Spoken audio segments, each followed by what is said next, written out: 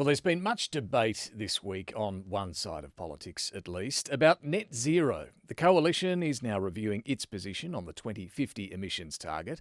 The government is most certainly not. It sees its landslide election win as a mandate to now get on with the renewables rollout. But what does the Australian economy look like under a net zero scenario? How will it differ to today's resources-heavy economy? Well, this is where the conversation around artificial intelligence and quantum computing comes in. There have been some scary forecasts about AI replacing all sorts of jobs, but there are opportunities too. These technologies are likely to transform the economy over the next 20 years. So I'm keen to explore where they're at right now. Should we be worried? Should we be excited? And how should the government be thinking about its role in maximising the benefits and limiting the damage of this enormous change? I'm David Speers on Ngunnawal Country at Parliament House in Canberra. Welcome to Insiders on Background. Cathy Foley was Australia's chief scientist until the end of last year, and in that role contributed to Australia's first national quantum strategy. Dr. Foley is also a former chief scientist at the CSIRO and now sits on the CSIRO board. She has a background in quantum physics and basically knows more about this stuff than most of us. Cathy Foley, welcome to you. Good to talk to you. Thanks for having me. So look, we'll come to those economic opportunities and risks in a moment, but I do think it's important to start, and maybe you get bored of answering this question, but a bit of an explanation around what is quantum computing, how it differs from artificial intelligence, and perhaps how the two will one day complement each other, because I think a lot of people still get very confused, particularly about what quantum computing is. Can you give us just a quick explanation once more? Sure. So we know about classical computers that they allow us to use a bit, which is a 1 or a 0. So it's able to do calculations, which we all know and love, and as part of our everyday. We are all wearing computers with our watches. Computers, everything about us is all related to computing, and it's based on silicon microchips, or now they're much more, they're smaller than micro, they're no nanochips, and that's become part of our everyday. Since about 2000, we've seen the development of nanotechnology, which has allowed us to control the states of matter in ways we couldn't do before. And as a consequence, we can use quantum effects that allow us to, instead of just having a single 1 or a 0 bit, which you probably all know of, we can create what we call qubits, or those bits of the computer, which allow us to do multiple calculations at the same time. So it's a little bit like, when you have a coin and you've got the heads and tails. A classical computer is looking at head or tail. In the quantum computer space, what we're doing is being able to make calculations happen when it's up in the air. And so that means it can be many states at once. And the basic story is that you can do much more complex and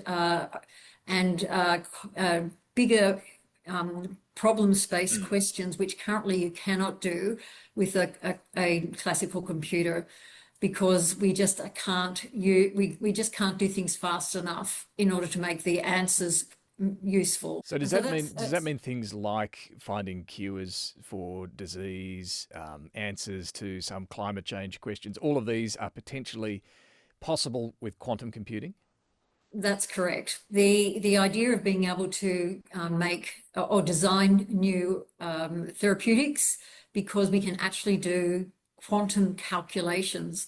Normally, in a classical computer, we're making some boundary conditions and some approximations. That means that we're never getting the exact answer.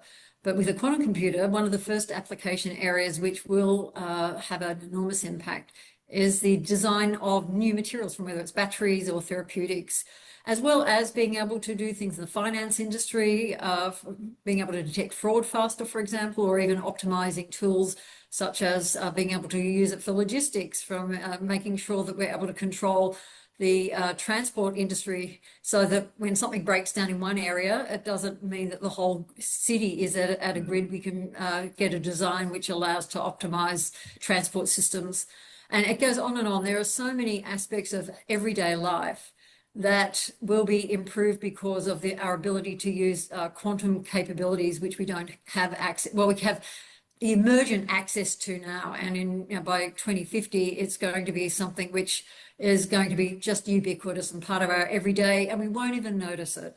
Yeah, and probably a lot of things we can't even think about now that are going to change as a result of this. And how does artificial intelligence fit into quantum computing? Because artificial intelligence is with us now, but we're told it's going to exponentially accelerate in the coming years in what it can do. How does it fit with quantum computing? Well, it will just increase the power of it. We already know that that AI is only limited by the high performance computers where a lot of these algorithms are run, so that when we type in our questions and in a large language model, and there are many of them now available, and they're becoming something which I think rapidly is, I hope, is being seen as a real uplift in our ability to gather information and synthesize that quickly. This will be allowing us to do this with bigger databases, although that's some way off at the moment. I think we'll see classical computers with quantum accelerators, and that's happening in Australia now at the Pawsey supercomputer over in Perth. It has a quantum brilliance quantum computer attached to that, and they're working on being able to do some of these early stage quantum accelerators to classical computers, which will allow us to do, I guess, have AI work better for us and be more powerful.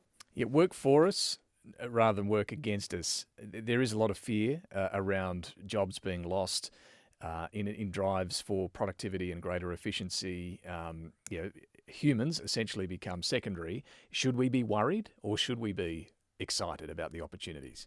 Well, I'm excited by it for a couple of reasons. The first is that when we've seen in history any new technology come on board, it's never led to reduced jobs. It's meant a change in jobs and more jobs. So that's the first thing, is that we'll be seeing a different setup of what jobs or what work people will do. And that is something which we really need to plan for and make sure that we've got things in place so that we're training our young people and retraining those who are in the system already to be able to transition to where future jobs are. That's the first thing. But the second is that populations at the moment are beginning to plateau in most countries. And actually having enough workers is going to be a major issue in the future. And we are not going to have enough workers. And some of the things that AI and automation is going to provide us will be the ability to have the standard of living we want and aspire to have, and do that with a reduced workforce, not because people won't have jobs, but because there's just not enough people. But this isn't like previous technology breakthroughs, because this can think. Doesn't that present a greater risk in terms of our jobs, in terms of positions being replaced? I hate to break it to you, they don't think. They're just Right. AI tools are just statistical models that go through and use information that's done before, and being able to go through and synthesize things in a way that tells you, based on what what data they've been trained on and information they've got access to, then they're able to draw that out. So if they've got good information, then they're able to provide that into something which is an outcome which we ask for. So it doesn't think for us. It actually just helps augment our ability to synthesize huge amounts of data and information. So sorry, go on. I was just going to say, the thing that is problematic with any technology is that it can be used by people who don't have goodness in their heart to use tools in good ways to have bad outcomes. And we're seeing this with proliferation of things like deep fakes, mis and disinformation coming through. And also, anyone who uses an AI tool will see that it always says these are still under development. They're not always correct, and you need to check. And of course, you should be using them as a tool, not as the be-all and end-all. They should be something which helps you as a worker or as someone studying to actually have a starting point which will get you somewhere at a baseline faster and then be able to work on that to have a better outcome than you could even dreamed of with the amount of time you've got to put into a particular project. So this, I guess, comes to the role of government in what sort of regulations or guardrails it does need to start thinking about, and no doubt it is starting to think about this in governments everywhere. What would you suggest need to be at this point of the development of these technologies? What should be the priorities?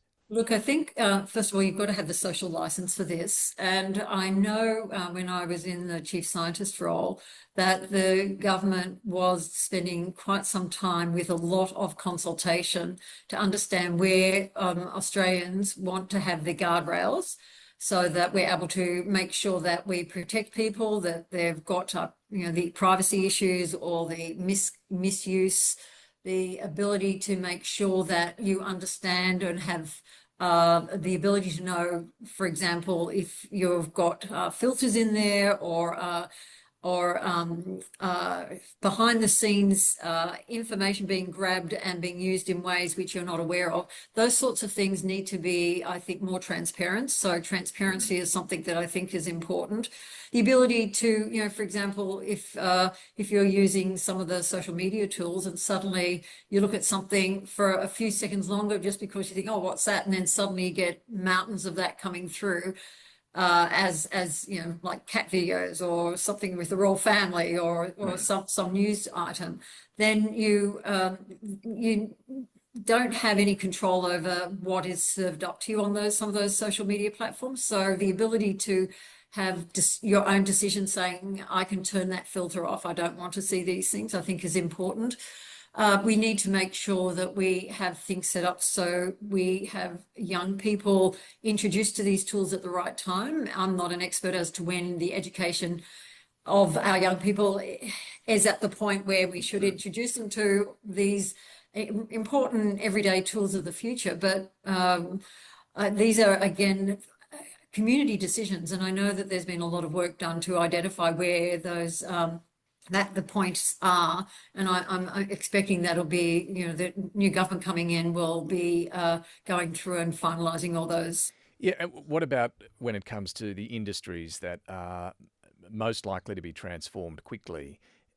Whether it is logistics, transport, you mentioned, maybe food processing, whatever it is, you can see industry wanting to grab on to anything that's going to drive efficiency, productivity, give them an edge over their competitors here or abroad. Should government be playing any sort of role, do you think, in putting any sort of limits around how far industry can go in using these applications? Well, that will go back to, as you were saying before, sort of safe use, the, I guess, agreed use of AI tools. But you've got to remember we're in a competitive world. And globally, there's been some work looking at what is our global agreements on the ethical use of AI, and there's been multiple meetings which were originated by the UK, and the US has previously done that. That might change with their new government, but what I'm seeing around the world is a real desire to have some uniformity as much as possible on how to make sure that these new technologies have those guardrails which are interoperable from country to country. But there is a bit of a difference in approaches. I know in Europe they're much more on a tighter regulation. In other countries they're more interested in something which is a little bit more free market. And finding that sweet spot is, I think, what the government's trying to do. And with that is supporting businesses so that they can be competitive, because it's, Australia's a small market, so we have to export a lot to be a prosperous nation.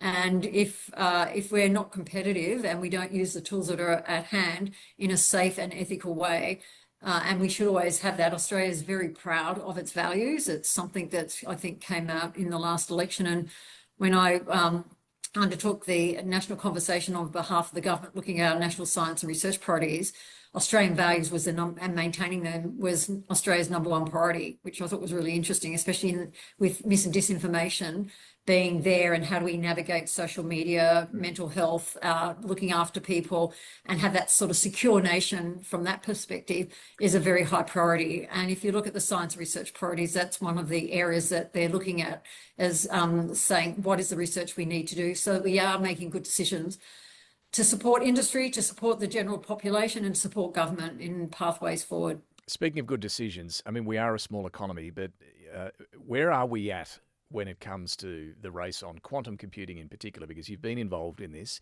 How is Australia placed, and how does that investment that, again, you provided advice on, the Australian government and the Queensland government investing in the Psi Quantum company, how is that looking some years down the track? Well, Australia is one of the top countries in the world in quantum. I'd say we're in the top 5 or 6, Wow. both in research and in developing our industry. Just in the last 5 years, we've seen 50 startups, and they're happening on a regular basis, coming in, starting up with translation of the great research being done in our university sector, which has been at a volume and that allows us to be competitive. We've seen state governments and Commonwealth seeing this as a really important new industry for Australia.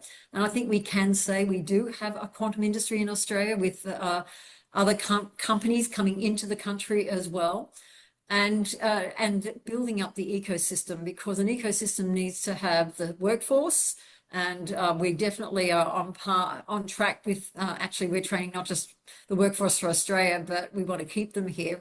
But a lot of the workforce overseas actually came from Australian training. The other is you've got to have the supply chain, you've got to have the support for research translation and all the different programs the government's set up. And of course, you've got to have that. It was almost like an anchor tenant or a major company that said, we are serious in Australia. And the Psi Quantum investment has proven that. It really got the attention of the world. If nothing else, it was a $3 billion company a year ago. Now it's a $10 billion company. Wow. And so if nothing else, it was a good investment for Australia too. Because part of that involved taking an equity stake, so presumably that's been Yeah, a that's smart right. So investment. it's, Yeah, and you yeah. mentioned the workforce, so we wonder about what the Australian economy looks like in 2040, 2050. I was mentioning net zero earlier, and this will mean less reliance on resources in Australia. Certainly, coal exports, will be gone presumably by then, thermal coal at least. What sort of workforce can we anticipate around quantum computing if we are going to have a quantum industry in Australia? Well, the workforce we've calculated to be of the order of 16,000 people. You've got to look at also what export replacements we need to have if we're looking at not just getting to net zero, which means that the amount of thermal coal, as you said, and oil and gas will be reduced, but also circular economy is coming on board as well. So iron ore and other critical minerals will have some they'll always be needed, but they may be at a reduced amount, and so that will also take a hit on our exports. So it could be anywhere between about 120 to 300 billion dollars worth of exports annually that we have to replace by 2050. And quantum is one aspect of it. We've got hydrogen. We've got a fantastic biotech industry, which is huge, and we need to really fan the flame on that. Our deep tech businesses, just IT industry has grown enormously in the last 5 years. And what we've seen is a real entrepreneurial burst in Australia. And what's needed now is to help those new businesses that have started up. And Australia starts up businesses in the tech area at the same rate as the USA does per head of population. So that's pretty good. But what we need to do now is make sure that we support those businesses so that they can grow and be medium and then large companies and brand names for everyone to know in Australia, How do we and do not that? end up How do we going get? off overseas. Yeah, how do we get that next step? If we're okay now at the startup, how do we get to that next stage of development? Yeah, so that's been an area which we've not got good track record in, and If you look at things like the National Reconstruction Fund that's been set up to support those businesses to grow, main sequence ventures. The other thing that's really interesting is Australia's got a lot of investment from which is available through our superannuation funds. And it's interesting to see that 2 superannuation funds have invested into main sequence ventures. So I think that's going to be a really interesting area to watch as we see some very good new businesses coming on board, and the investment coming from different sources than we've had in the past. Government also has a role to play to make sure that we have all the ability to take things through without too many missteps. So that, and say, for example, our medtech area is, it's our biggest research field in the nation. We need to make sure that it's easy to allow a company to be able to develop. So you've got the translation hubs, that we've got the ability to invest with different sources of investment at the right time. And then also making sure that the regulatory requirements are ones which allow the safety to happen, but don't become burdensome, so that they're not able to, that they can actually build their businesses here and not end up going overseas, where it's easier to commercialize something. So that's the challenge, is making sure our ecosystem is tuned up and fit for purpose. And as part of that, finding the workforce, I mean, you mentioned earlier a 16,000 strong workforce. I'm assuming they're going to require some pretty smart cookies. This brings us to another idea, or big idea. Not necessarily. Oh, okay. Well, tell me about that. That includes that's only a little bit of that will be, Right. people with PhDs in quantum physics. Most of it will be, we will need tens of thousands of electricians, for example, electrical engineers, people who can do metal work. Some of that will be automated, but some of it won't. Designers. IT specialists, programmers.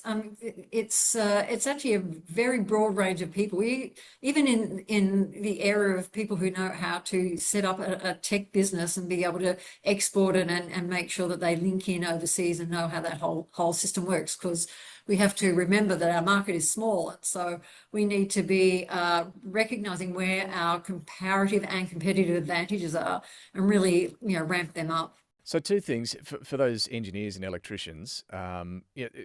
We do have a shortage of them, but you've been pointing this out previously. There are plenty in the country who can't transfer their accreditation from where they've come from to be recognised in Australia as engineers or whatever it is. Do you suggest something needs to change on that front? Well, we all know that's an issue, and it has been for a while. I'm sure all of us have been in taxis where the taxi driver's a recent migrant, and they've got a pretty fantastic degree from the country they've come from, but it isn't an automatic recognition of their qualifications. And there's good reason for that. But I think that there's a need for us to make sure that we don't over-egg it, so that we're dropping standards. Well, we don't want to drop standards. Australian standards are very important, and that's important for not just safety, but also the quality of what Australia represents in what it produces. But also, though, we need to see how we can streamline and support, because it's expensive often to get your accreditation done, and also it's not a one size fits all. Different countries will have different levels of educational excellence. And this happens in the medical fields as well as in engineering and a whole range of other professions. So working out how we can make sure that we've got the right system in place and the support, so that a migrant coming into the country often might need a bit of support to be able to get those skills recognised, and also understand the Australian workforce and the way things are happening. I know the Skills Australia it is looking at that. I know Engineers Australia is doing this, and I just hope that we can see a real shift in that happen in the next year or two. And then the other proposal that you've put forward, it goes to open access to research. Just tell us a bit about what you're suggesting there, how it works at the moment in terms of trying to access research, and what needs to change. Oh, well, I'm so glad you raised this, because it is something which is extraordinary, that most academic research is done with paid by taxes. Australia does about 3 and a bit percent of the world's research, and so we need to engage in the whole research system across the globe. But the process is that to make sure that our research is right or as correct as possible, researchers submit their manuscripts to a publisher or a journal, an academic journal, which is for their particular area. It's then refereed by people that don't know who it is, usually blind refereeing, by people who are experts in the field. And after much heartache, I have to say, and corrections and improvements, eventually a paper is accepted and then it is published in that journal. These are all digital now. They're not hard copy in a library. That sort of turned around in about 2007 where everything went digital. And as a consequence, most of those research papers are behind a paywall unless the author pays an extra fee to make it open access for anyone to read. And the majority of papers are behind paywalls. So if you go searching for something and you come up with the original research and you press, do you want to read it? And you say, yes, you can, but you've got to pay, sometimes it's between $80 to $500 just to read a research paper. Yeah, right. And academics or researchers in research institutions usually can access them because their organisation has a library, a digital library, and pays a subscription fee to the different publishers. And there's more than 1,000 publishers. There's 4 big ones and about 13 medium-sized ones, and then long tail.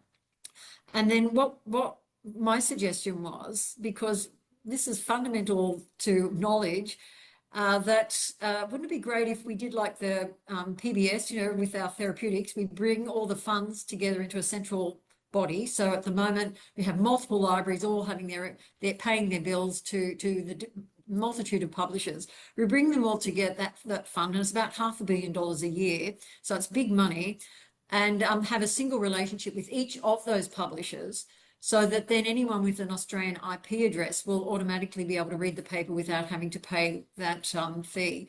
And with that organisation, it means that the general public, industry, school teachers, professionals, school kids, will be able, and startups will be able to read the actual literature. So it means that the correct and accredited work, because it's gone through a process to say it's as good as we can assess it to be.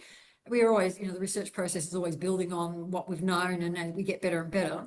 But it means that the misinformation, which is for free, is at least going to have competition with the stuff we know is accredited. So it's a pathway too for dealing with mis and disinformation as well. And we've done a lot of work on this, showing that it's and you can access it on my on the chief scientist website, all the reports we've done. But it's shown that it will uplift productivity, it will manage our social cohesion, it'll create increased competition, and professionals and public servants, media will have access to the information they need to do their job better. Well, that is a fascinating idea, one definitely worth following up with the government, because you're right. It seems to me that it would give all of those people you mentioned the access to genuine, factual information that could lead to all sorts of further breakthroughs as well. The nice thing is the publishers really love it as well, because it's a single relationship. It's basically changing as a partnership with the publishers, so that we're able to work with them to be able to make sure that this is affordable, that it's one where it's leading to research to be accessible. And they are all the publishers that I've worked with in checking in on this idea. They're okay have with said it? that they're lining up to say, how can we make this work? Because they see this as the future for academic publishing. Very interesting. Cathy Foley, it's been wonderful to talk to you, and so many big ideas in this conversation. Thank you so much for joining us. Thanks, David. And if you have any thoughts, do drop us a line, insiders@abc.net.au. We'll be back Sunday morning. Hope you can join us from the couch for Insiders, 9 a.m. on ABC TV. Bye for now. You're making us all feel very excited about being here.